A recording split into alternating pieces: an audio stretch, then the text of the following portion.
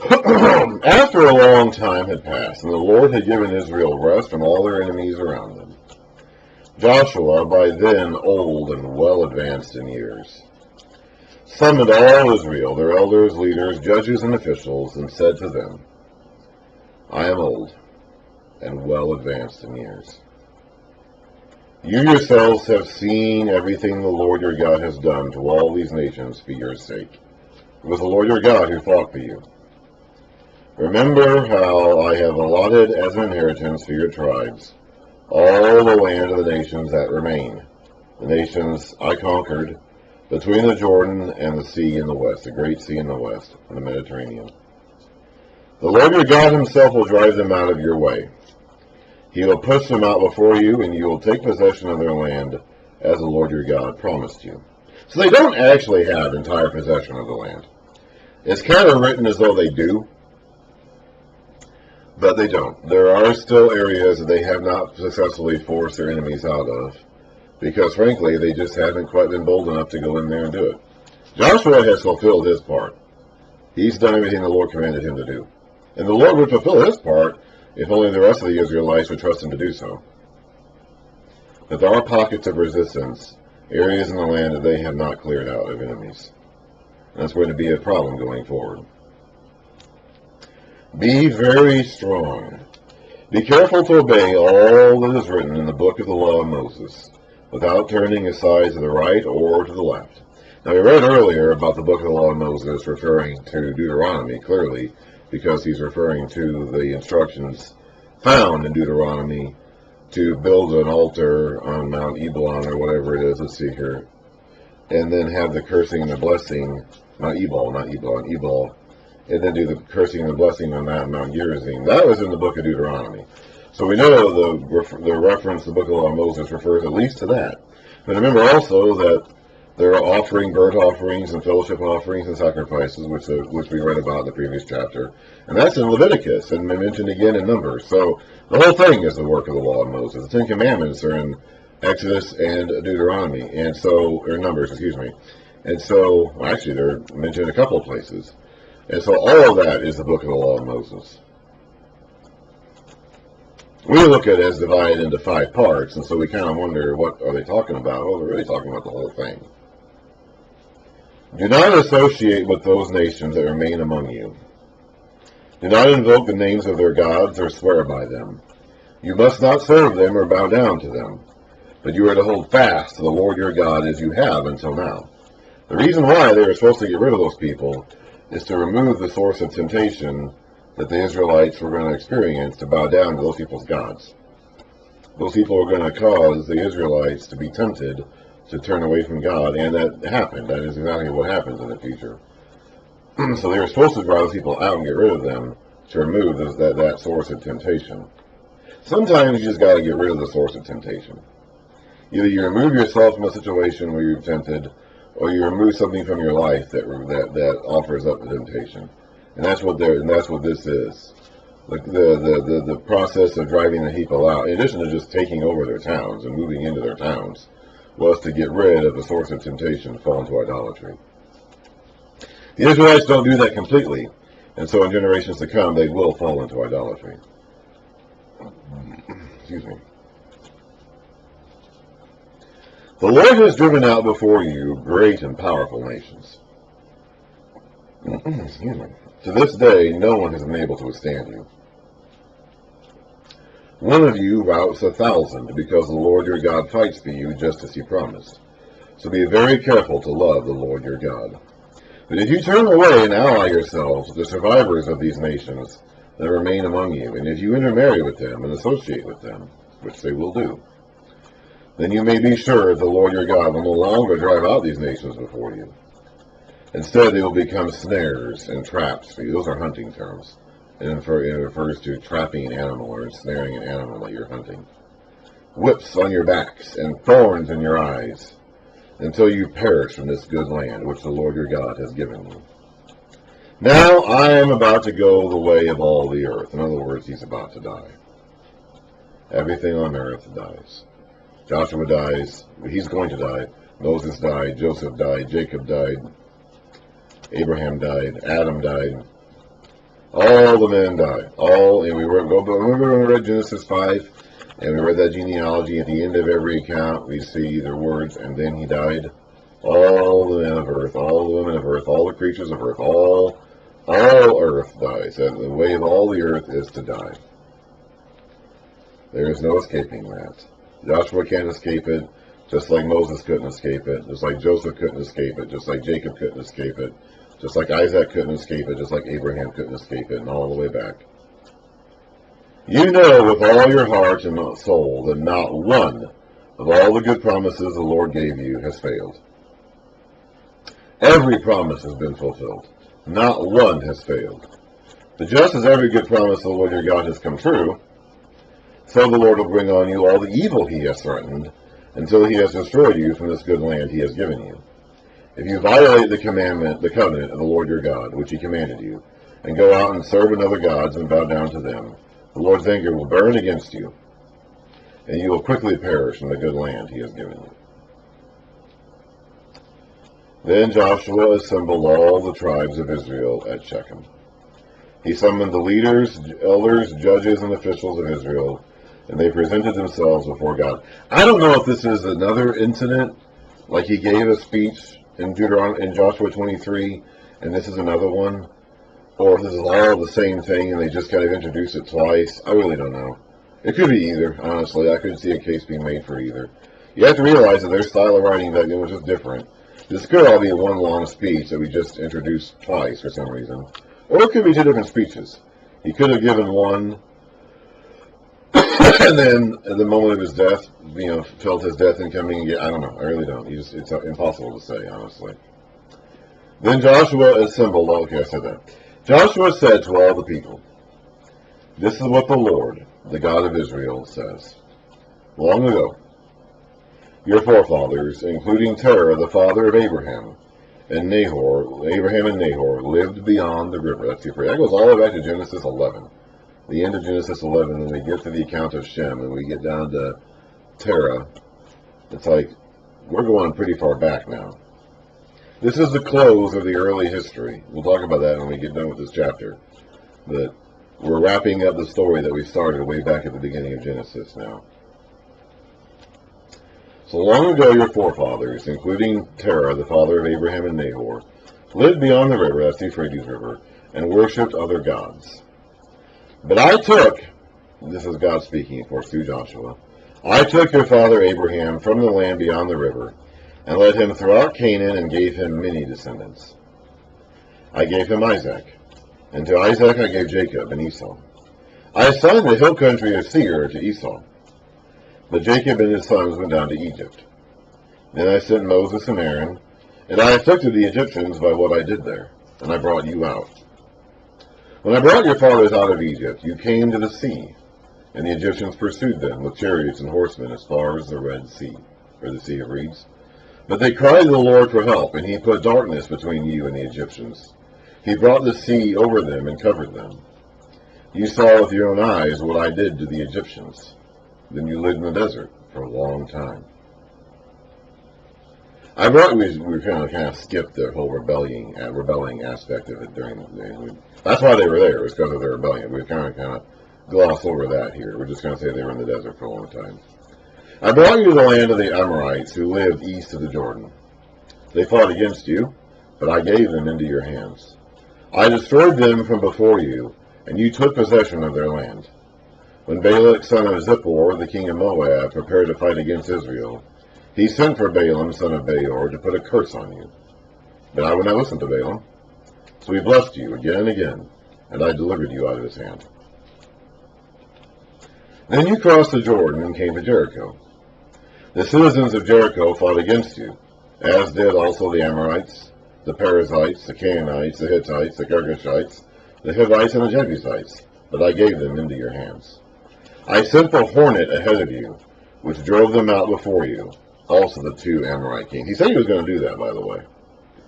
He said he was going to, hornet, fear, whatever. He said he was going to put the fear, install the fear in these people's hearts before the Israelites got there. And he did. He did that. You did not do it with your own sword and bow. So I gave you a land on which you did not toil, and cities you did not build, and you live in them and eat from vineyards and olive groves that you did not plant. So they didn't completely destroy most of these cities. The only cities they actually destroyed were Jericho, Ai, and Hazor. The rest of them they actually settled in, and inhabited. Now fear the Lord and serve him with all faithfulness. Throw away the gods your forefathers worshipped beyond the river and in Egypt, and serve the Lord. So both in the river, in the early days, before they left the Ur of the Chaldees, they worshipped idols. And when they went down to Egypt and stayed there, they worshipped idols. So it's been their tendency, wherever they've been, whether it was their origins beyond the river or during their time down in Egypt, it's been their tendency to take on the culture around them and worship whatever gods the culture around them is worshiping. And he's saying, don't do that. Don't worship the gods of these people, of these lands. But if serving the Lord seems, so throw away the gods your forefathers worshipped beyond the river and in Egypt, and serve the Lord. But if serving the Lord seems undesirable to you, then choose for yourselves this day whom you will serve. Whether the gods your forefathers served beyond the river, or the gods of the Amorites in whose land you are now living. Then as for me and my household, we will serve the Lord. So the choice is put there pretty plainly. Are you going to serve the Lord, or are you going to serve one of these other made-up gods? The gods that came from beyond the river, the gods you served down in Egypt, or the gods that the people around here follow? What are you going to do? Or are you going to serve the Lord? Joshua's family served the Lord. What are the people going to do? Then the people answered, far be it from us to forsake the Lord to serve other gods. Oh, if only they meant that. If only they actually meant that. It was the Lord our God himself who brought us and our fathers up out of Egypt, from the land of slavery, and performed these great signs before our eyes. He protected us on our entire journey and among all the nations through which we traveled. And the Lord drove out before us all the nations, including the Amorites, who lived in the land. We too will serve the Lord, because he is our God. If only they meant it.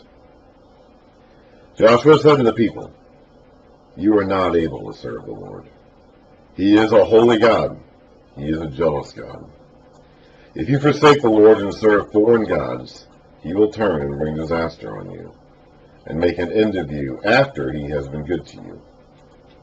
But the people said to Joshua, no, we will serve the Lord.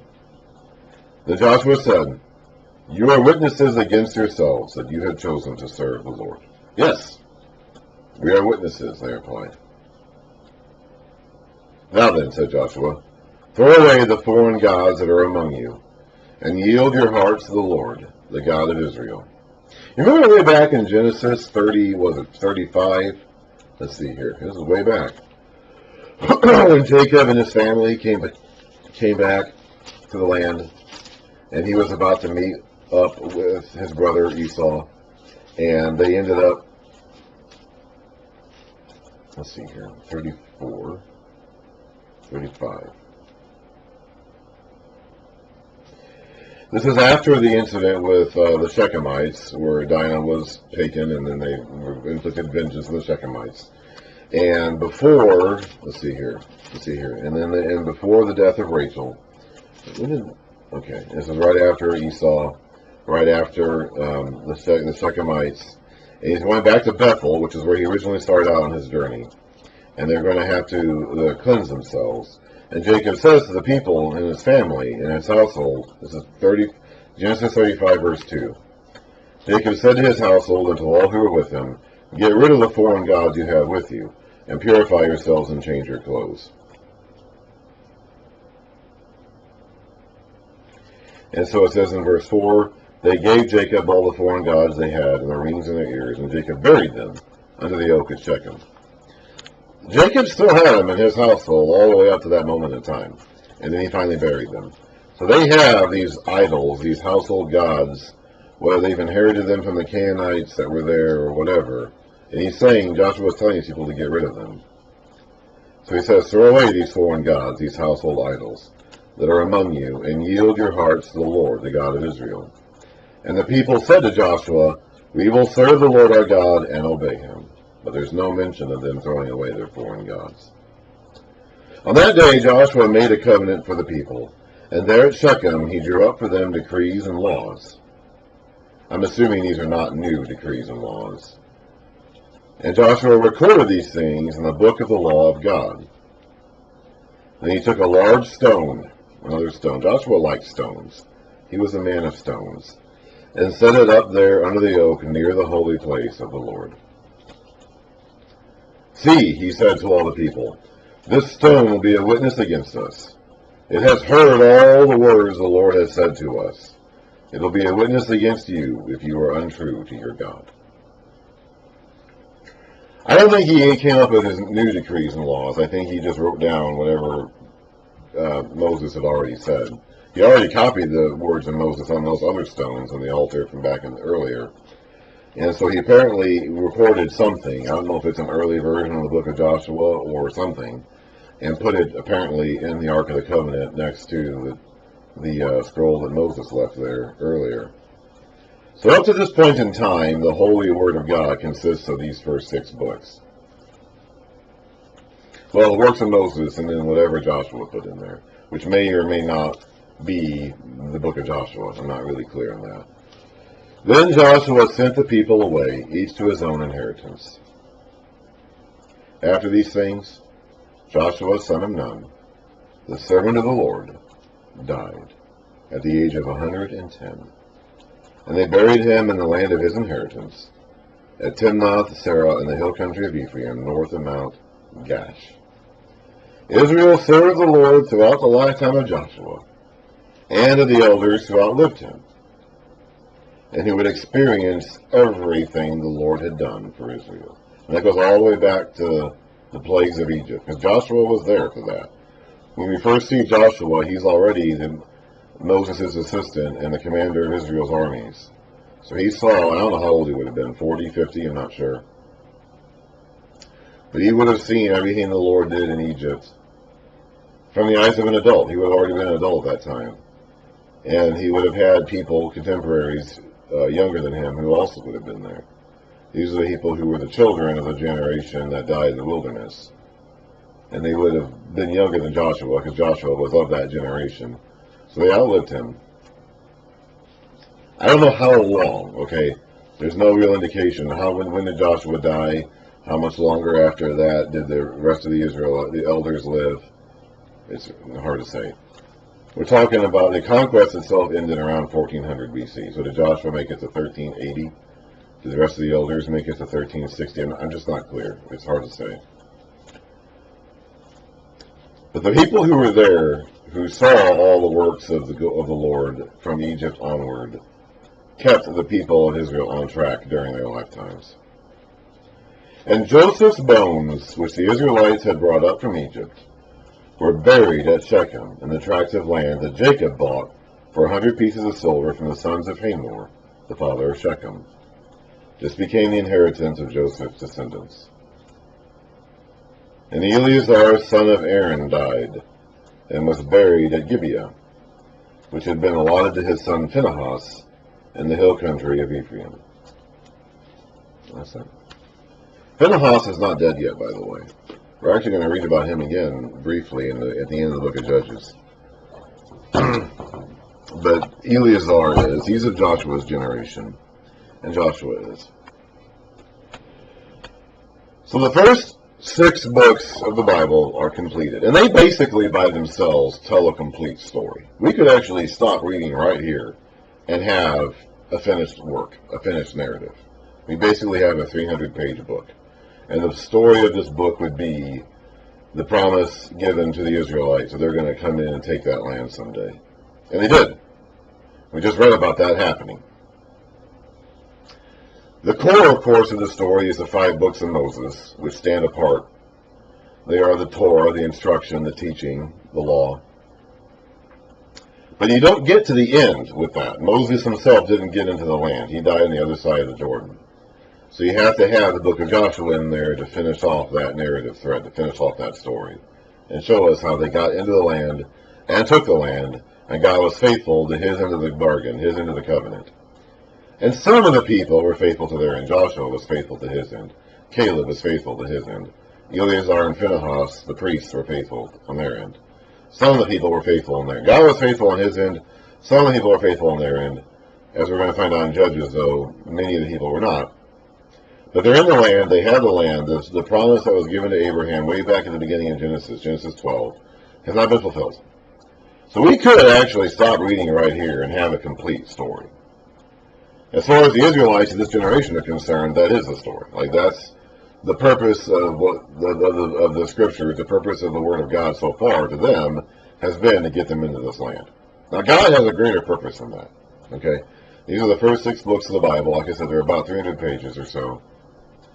And there's more to it than that. Okay? There's going to be more to this story than just getting this group of people into that specific spot of land.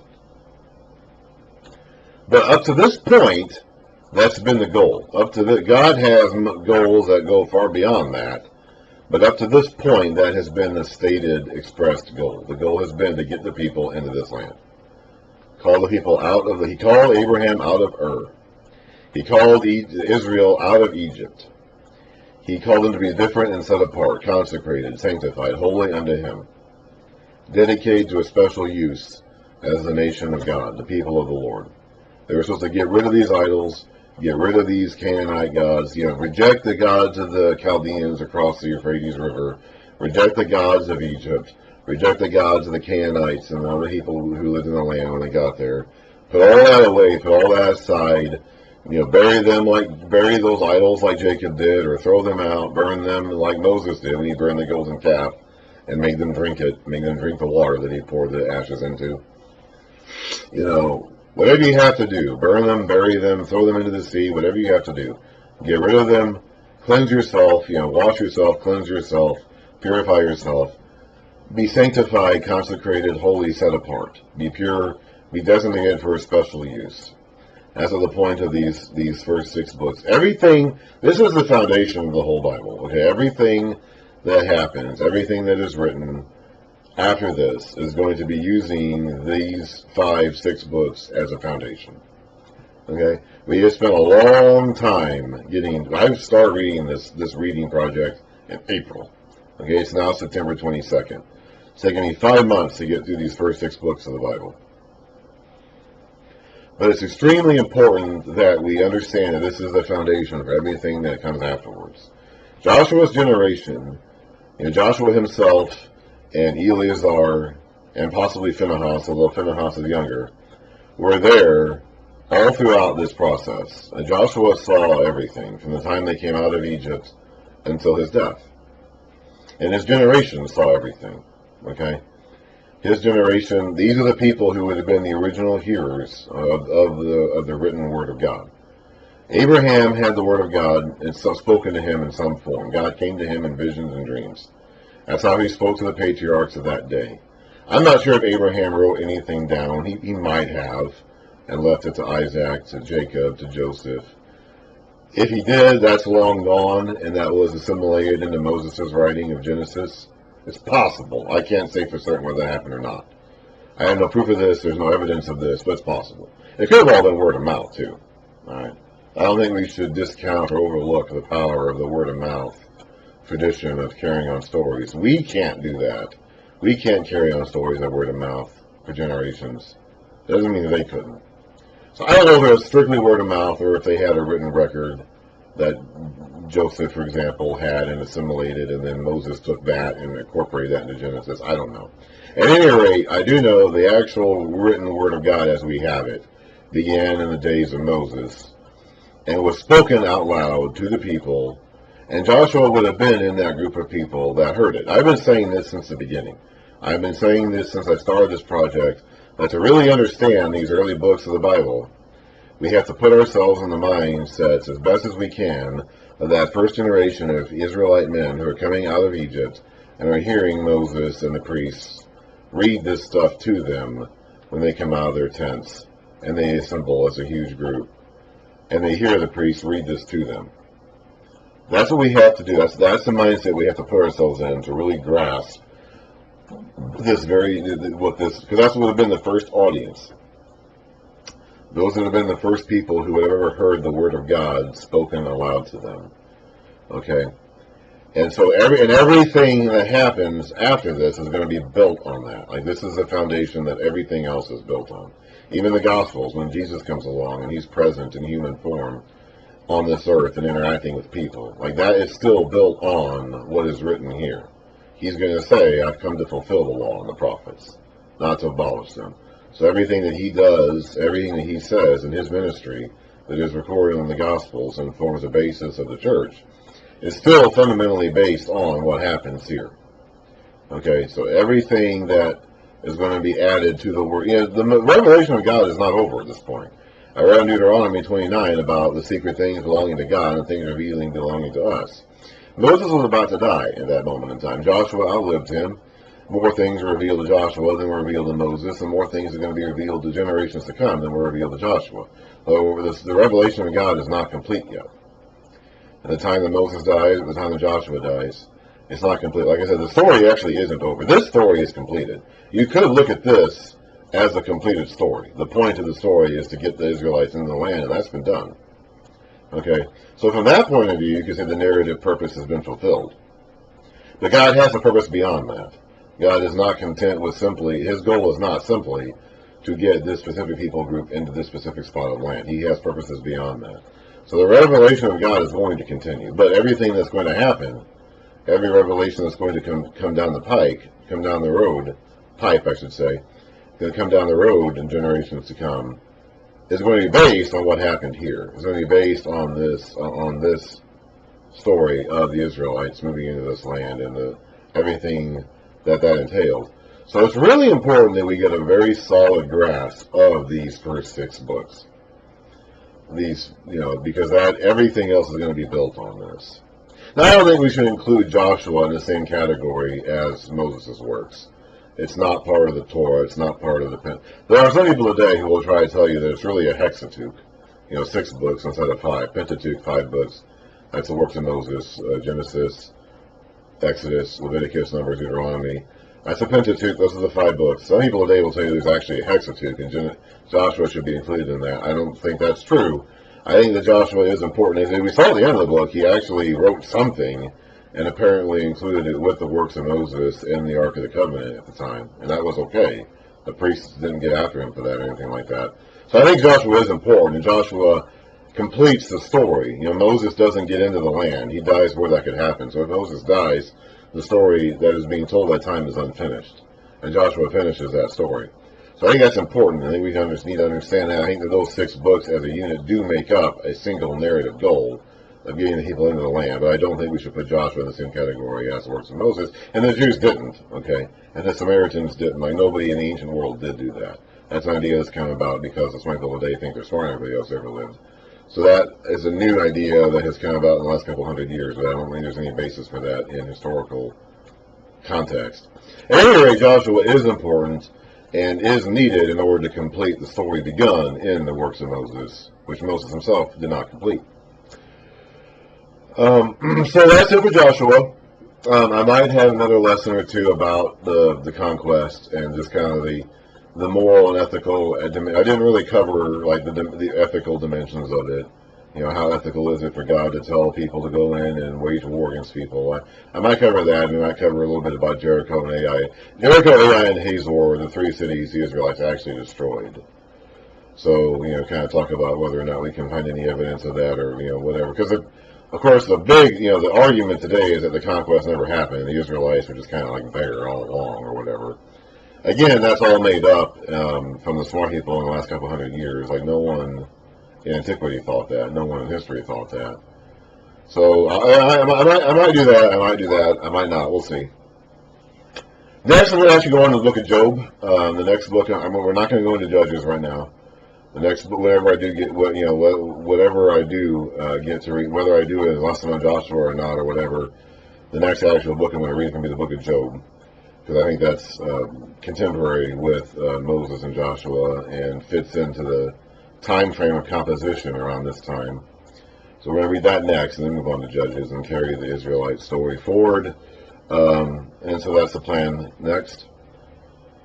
But that's it for Joshua, and that's it for the first 6 books of the Bible that tell the story of the Israelites going into the land. And the entire rest of the Bible is going to be about the story of them failing to keep the land, failing to uphold their end of the covenant, and then what God is ultimately going to do about that, and about the failure of the entire human race to live according to God's standards, which we've all failed to do.